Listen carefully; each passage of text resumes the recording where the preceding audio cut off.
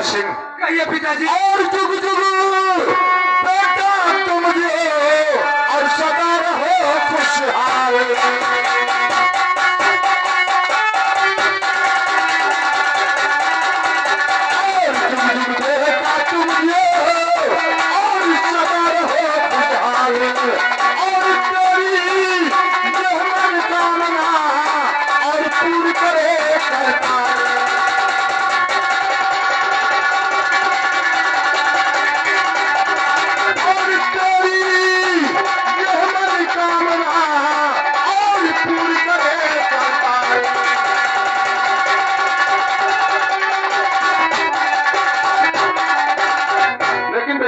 सिंह कहिए पिताजी। आज जब भी तुम हमारे पास हमारे कचहरी के अंदर आते थे हर वक्त खुशहाल रहते थे, लेकिन आज क्या कारण कि तुम्हारा चेहरा हमें उदास दिखाई पड़ रहा है। सुनो हमारी बात। कहिए पिताजी। और मेरे नूरे नजर ये मेरे प्यारे पिछड़ी मेरे नूरे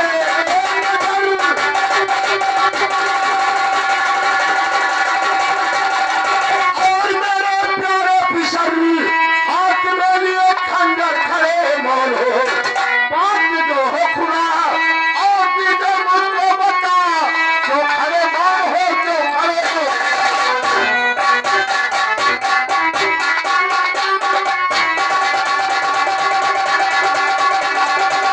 बेटा पारस सिंह क्या कारण है लाल कि तुम्हारा चेहरा उदास दिखाई पड़ रहा है? पिताजी आज मैं आपके पास आया हूँ, मुझे किसी बात की जानकारी आपसे करना है।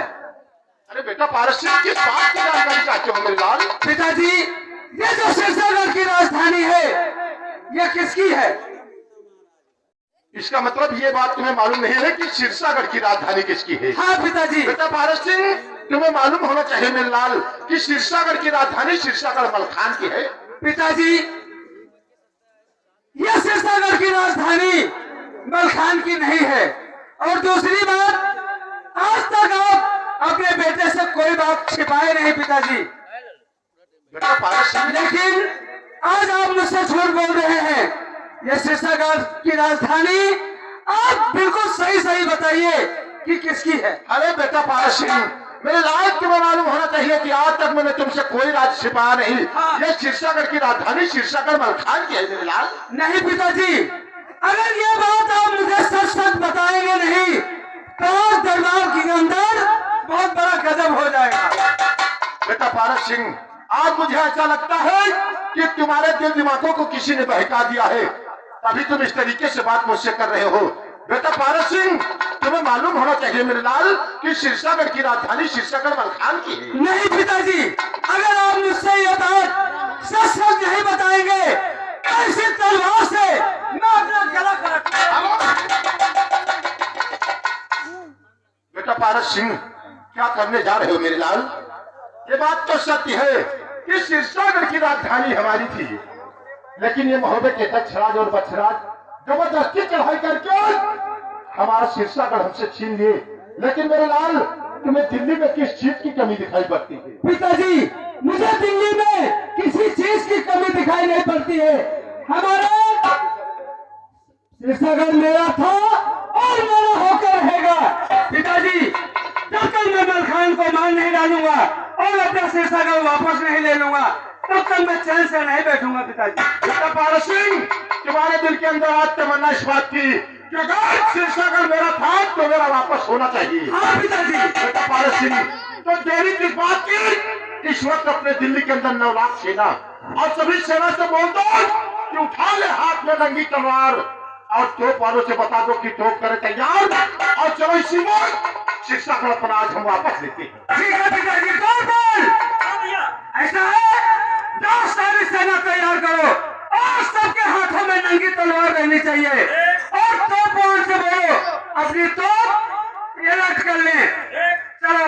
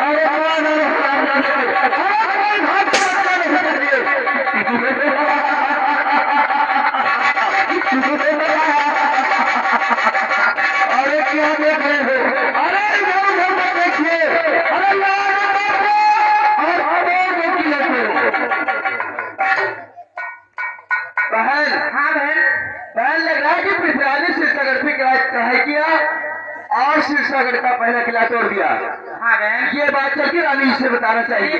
चलिए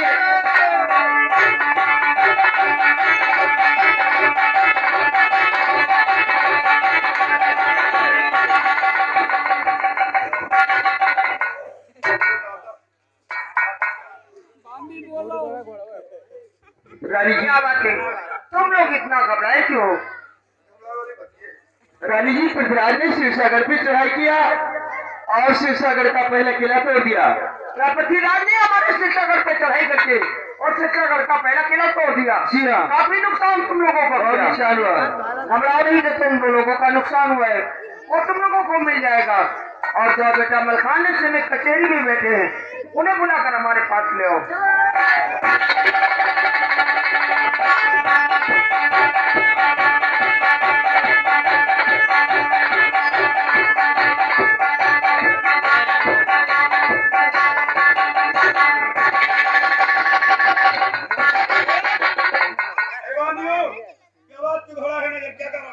महाराज, आपकी बात आपके महल में याद क्या है महाराज? जी हाँ,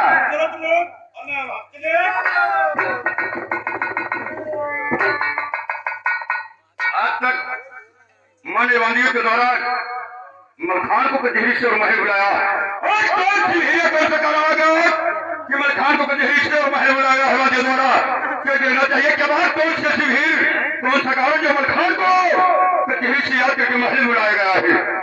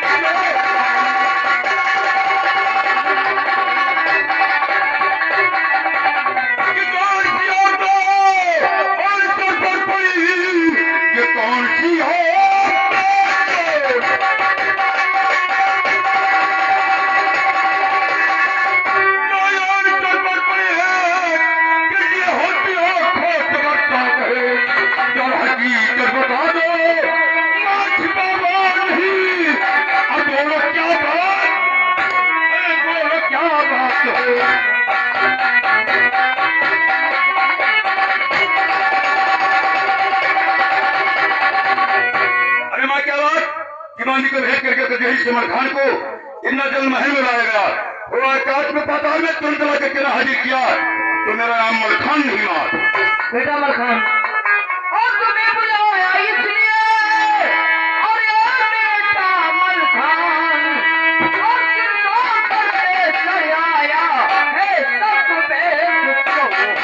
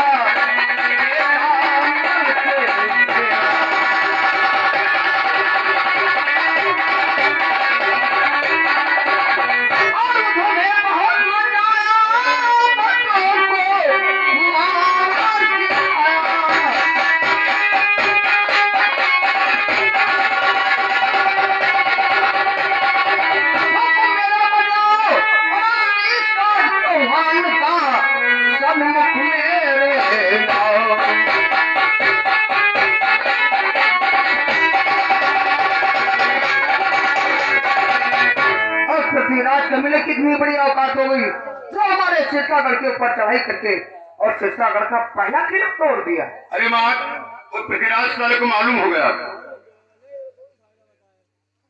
कि इस समय सिरसागढ़ मोहल्ले के अंदर कोई वीर नहीं है। सिरसागढ़ पर चढ़ाई करके अरे महाराज सिरसागढ़ लूट लिया जाए। माँ मजबूरी तो इस बात की थी, मैं अपने सिरसागढ़ के अंदर मौजूद था नहीं, चला गया था भैया लाखन का गाना निकले काम बंदी कर, अन्यथा उसकी नवाब खोद करके तब छोड़ता माँ। उस हरामजादे को बात मालूम हो गया कि अलाउद्दीन भी मोहल्ले के अंदर मौजूद नहीं है। ये लोग मोहब्बत छोड़ कर जाके कन्नौज भैया लाखन का गुजारा कर रहे हैं। सिरसागढ़ पर चढ़ाई करके मलखान को खत्म करके सिरसागढ़ मोहब्बत लूट लिया जाए। वो बुद्धि हजार साले को जरा भी शर्म नहीं आई, जबकि उसकी बेटी बिलाल शादी जबरदस्ती भैया ब्रह्मा के साथ करवा करके अपने मोहल्ले ले आया, फिर भी मेरे रिश्ता पर चढ़ाई कर दिया है। माँ चिंता मत करो, मैं शहर से छमात में वापस अभी आ रहा हूँ। नवरात छोड़ करके मार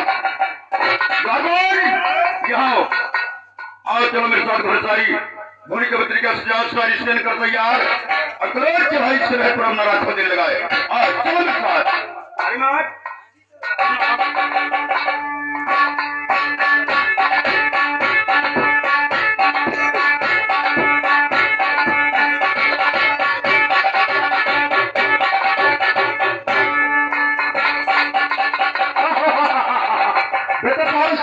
पिताजी मलखान हरामजादे को मालूम हो गया है कि पृथ्वीराज चौहान नवराज सेना लेकर हमारे सिरसागढ़ के अंदर आ गया और सिरसागढ़ का मेरे पहला किला भी वो तोड़ चुका है। इस समय हरामजादा गया है अपनी माँ के गोदी में छिप कर बैठा हुआ। अरे नहीं पिताजी, ऐसी बात नहीं हो सकती है। मलखान डरने वाला इंसान नहीं है, वो समर भूमि में आ ही रहा होगा पिताजी, अपनी माँ के गोद में छिप के बैठेगा नहीं। लेकिन पिताजी मैं मलखान से जंग करने के लिए अकेला जाऊंगा। क्या कहा बेटा पारस सिंह कि तुम्हारे दिल के अंदर तमन्ना इस बात की है? हाँ कि मलखान से जंग करने तुम अकेले जाओगे? हाँ पिताजी। ठीक है बेटा पारस सिंह, जाओ, इजाजत है, लेकिन एक बात का विशेष तौर से ध्यान रखना चाहिए। पिताजी आप ये बताइए मैं कौन सी बात का विशेष ध्यान रखूंगा? जहाँ पर सूर्य अस्त हो जाएगा जंग करना बंद करके आ जाना अपने तंबू पर। ठीक है पिताजी, अगर ऐसी बात है तो आपने जैसा कहा है मैं वैसा ही करूंगा। और मैं चलता हूँ तंबू पर।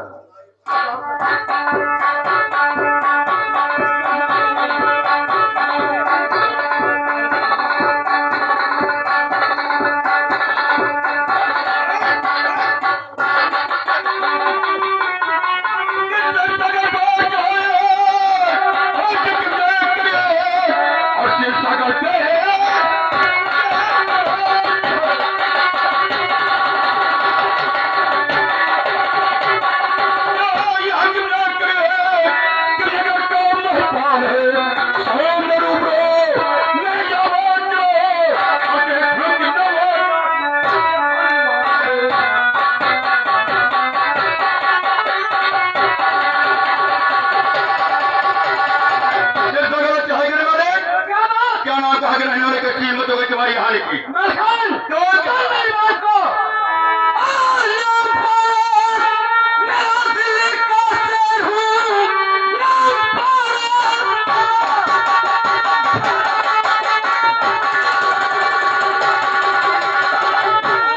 दिल्ली का शेर हूँ, सुनाता तो तुमको सुनाता हूँ मैं, सीनों के सामने राज करने लगे, मार मुड़ के अदब को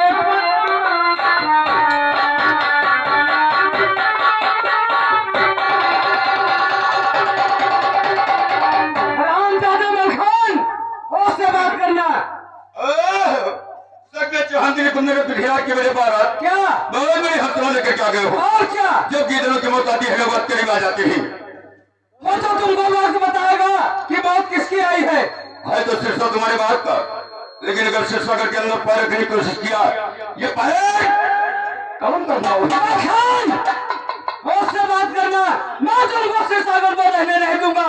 यह सिरसागर मेरा था और मेरा होकर रहेगा। और मेरे बहन के कर रहे हो। और क्या तुम्हारी जाकर कहा गई थी, ये तो तुम्हारी बहन मेरा शादी जब की भैया ब्रह्मा के साथ मैंने करवाया था। अरे छोड़ तू उन पुरानी बातों को, आज की बात कर। आज आए हो बहुत बड़ी औकात लेकर के। हाँ वो तो नहीं है। होश बहुत है। भारत सिंह, क्या बात? भूल गया कि मैं कौन हूँ। हाँ, सुन मेरी बात। अब कहते माता ना है जन्मी, कहते बाप रे है ये तुम्हारा।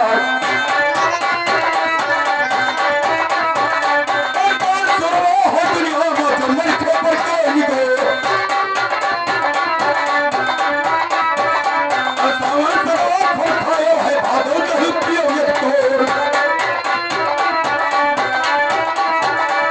रोज खोहिल के गलियों में गैला फरोत है लड़के।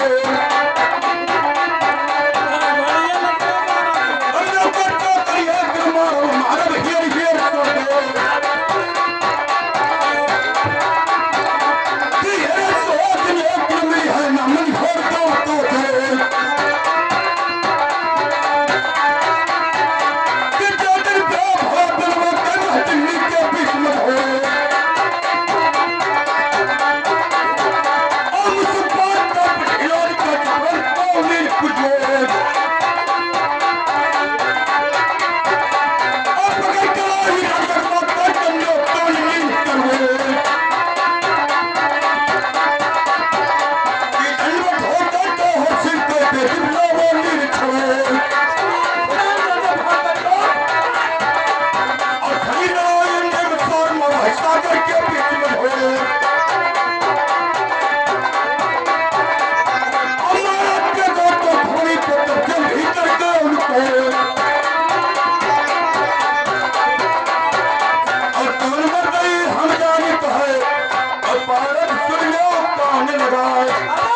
करता है तू। तुम्हारी सारी मजदूरी में जानता हूँ। एक मर्दानी अनुसार में हमारा तुम्हारा मुकाबला हुआ था। एक बार में 1.25 घंटा तक मूर्छा नहीं जागा तो पहचान लो। अरे हरामजादे, आज तुम्हें पता चलेगा कि मूर्छा किसके जगह था किसके नहीं। मेरे गाने के गाने हो। चुप की तक कहीं के हरामजादे, तुम बचाओ क्या रे? आगे फेंक दूंगा, साले मर जाओगे। तुम्हारे को और क्या? आ जाते हैं।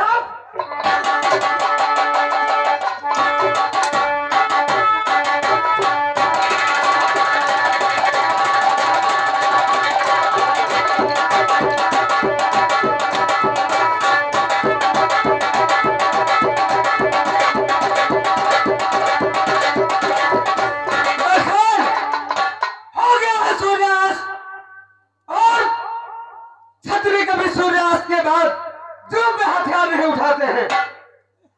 यानी सूर्यास्त होने के बाद किसी जीव के ऊपर हथियार नहीं उठाते हो। हाँ, भारत सिंह, क्या बात। मैं भी भाग्य का पाछा नहीं करता हूँ, क्योंकि मेरे महामा में क्रिया घगर रक्षा राजा परिवार और पहले सरोही ना हमारी ना पाछे के कहीं बचाओ।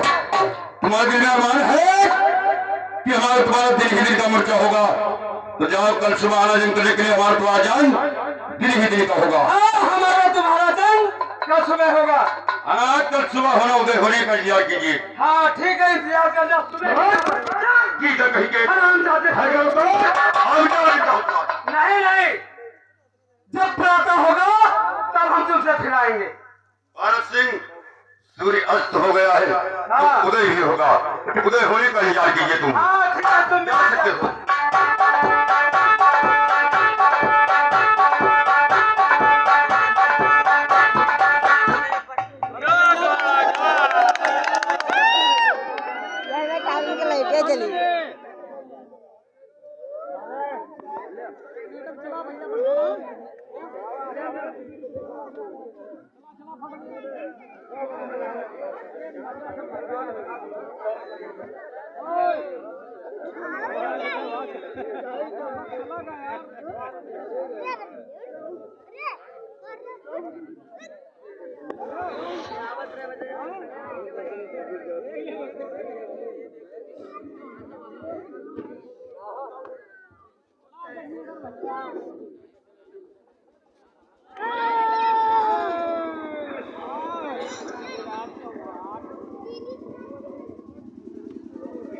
पिताजी प्रणाम। कुछ रहो मेरे लाल।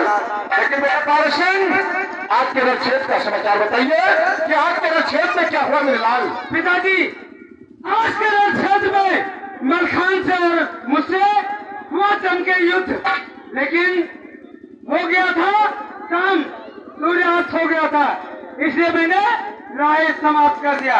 मैंने कहा ठीक है, तुम जाओ वापस, तब होगा सुबह, फिर हमारा तुम्हारा होगा चल। लेकिन बेटा पारस सिंह, तुम्हें मालूम होना चाहिए कि सूर्य अस्त हो जाने के बाद मैंने तुम्हें जंग करने के लिए मना क्यों किया है। लेकिन पिताजी बताइए, आपने मना क्यों किया था? हाँ, जहाँ पर सूर्य उदय हो जाता है और जब तक सूर्य अस्त नहीं होता है, हाँ। ये तुम्हारी शरीर कंकड़ पत्थर के समान रहती है, और जहाँ पर सूर्य अस्त हो जाता है ये तुम्हारी शरीर मोम की हो जाती है। इसलिए मैंने मना किया है कि सूर्य अस्त हो जाने के बाद तुम किसी रूप से जंग नहीं करोगे। मामा जी जय भगवान। लेकिन मामा जी, अब ये बताइए कि जब हम बाप और बेटा दोनों आदमी आपस में बात कर रहे थे, तुम यहाँ खड़े खड़े क्या सुन रहे थे? देखो मुन्ना, हम सोचा कि बाबू तो जो है बतला था। अच्छा। आना कौन बात तो कहीं करते हो तो बिचम जाकर नायन का साथ तो बैठाए ना बात करे। लेकिन मामा जी, आपको नहीं मालूम, आज 7 दिन हो गया जंग होते हुए मलखान से। अच्छा अच्छा। आज 7वां मोर्चा था, कल 8वां मोर्चा है, हाँ और यह समय भूमि में मलखान पराजित हो रहा है और नए पारस से पराजित हो रहा है। मामा जी, लेकिन आपको एक बात की जानकारी नहीं है। हमका कौन पता। मामा जी, ये जो हमारी शरीर है, ये दिन में कंकड़ और पत्थर की रहती है, और सूर्यास्त होने के बाद हमारी शरीर मोम की हो जाती है। मामा जी, यह कारण है। हाँ। हे मुन्ना, तो यह काम की हो क्या? कि दिना दिन में जंग की हो, और जैसे सूर्य अस्त हो गया हमारे जाए, हाँ ऐसे जंग बन गई। हाँ मामा जी, आप बिल्कुल ठीक कह रहे हैं। मैंने भी अपने दिल में यही सोचा है कि जब तक सूर्यास्त नहीं होगा तब तक हम मलखान से युद्ध करेंगे। अगर हो जाएगा सूर्यास्त, जंग बंद कर देंगे। तुरंत ऐलान करा दो जंग बंद। हाँ। अच्छा जाओ, जंग होगा। लेकिन रोहित, आप एक बात ये बताओ, ये सिरसागर की राजधानी हमारी थी। हाँ। ये बात या तो हम जानते थे या तो आपको मालूम था। ये बात हमारे बेटे पारस सिंह को कैसे मालूम हो गया? देखो जीजा आस है, बात हकीकत तो है। हाँ, बात तो सही है। हाँ? अब पारस का वो नादान है या नहीं है। अब कहो बूढ़ बुजुर्ग से बात चला हो और पारस जा लीजिए। लेकिन रोहित, आज तक मैंने ये बात किसी से बताया नहीं। तो कौनो बात छिपक जाए रहेगा ना है मुन्ना, हम नहीं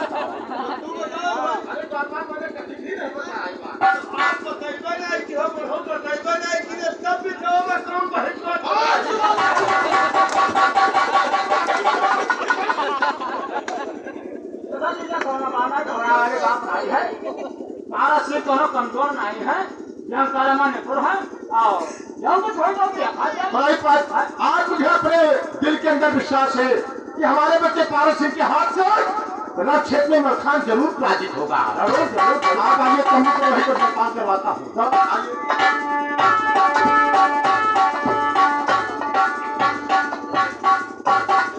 हम कहावे चीन की कहना भाई मरे नहीं, क्या बात है 7 दिन हो गया जंग छिड़े हैं? और दिन दिन में जंग करी है तो कब तक हम यहाँ बैठा रहे? हम कोई और तो घर घूम के और चलिए मलखान से बताए कि 24 घंटा का जंग करे, जैसे सूरज डूबे जैसे मार दिए काम बन जाए। हाय हाय हाय हाय, तो भादो मास निकट भर गए जब हाय विकट रहिया